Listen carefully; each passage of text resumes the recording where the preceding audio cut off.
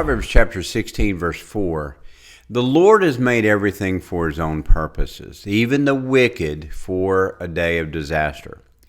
The Lord detests the proud. They will surely be punished. Today's principle is it's hard to kick against the pricks.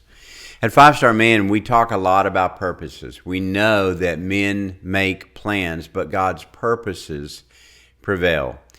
We also know that when a man understands his 5 purposes, his life becomes a passionate pursuit of authenticity. Amazingly, some have positioned themselves as adversaries of God's purposes. An old Greek proverb says it's hard to kick against the pricks.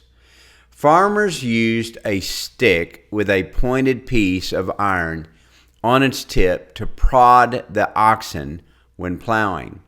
The farmer used it to steer the ox in the right direction.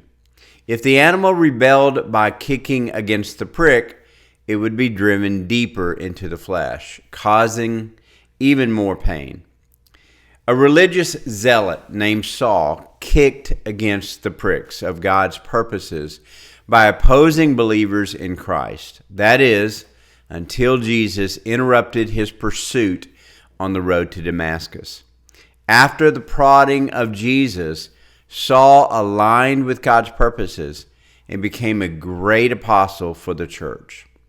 When a prideful person rebels against the right direction for God's purposes, he suffers even more.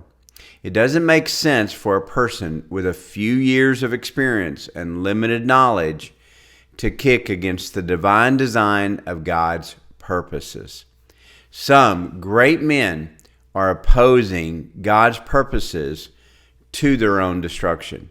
However, if they realign their life in the right direction, God can use them for greatness. So remember, don't rebel against the direction of God's purposes.